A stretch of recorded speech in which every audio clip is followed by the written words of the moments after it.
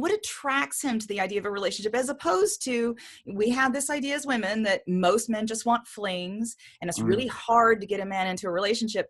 But what does a man, what appeals to men about relationships? Mm. What's good about relationships for men? Yeah.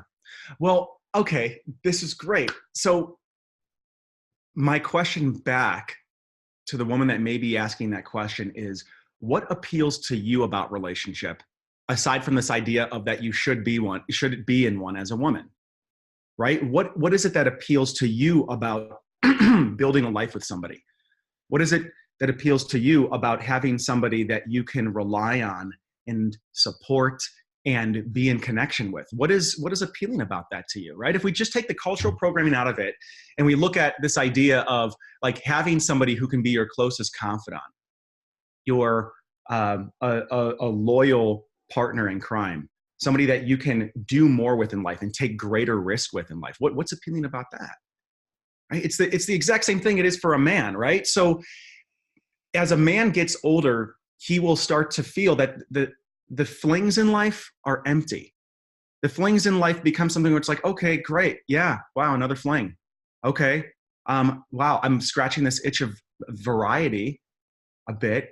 And like, am I actually being challenged? Am I growing? Am I becoming a better person from this? Right. And that growth and becoming a better man and a better human being comes from being challenged. It comes from honest, loving reflection. It comes from allowing someone into the cracks of your vulnerability to be able to see them and to love them, and also to see a vision of you being able to be better than who you are. Those are the benefits of a relationship, right? So I think that the more we can bust this false belief that men are commitment phobes and modern men these days don't want relationships. See, like if you're holding on to that belief as a woman, you are completely, you're screwing yourself, because that's what you're looking for then. You're coming into a relationship with this presupposition that men don't actually want to be with you, and that you have to somehow win him over with sex and win him over with your body and win him over with looks. And what ends up happening?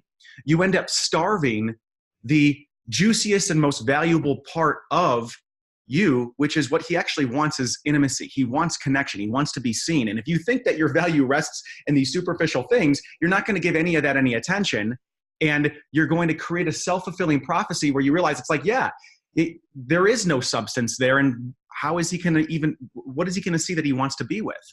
So this is what I think the problem is. If a woman is putting too much attention on the way that she looks, and that's what she thinks the value is coming from, is that she misses out on these deeper, more permanent aspects that just get better with age, that just get better with time as she gets to know a man.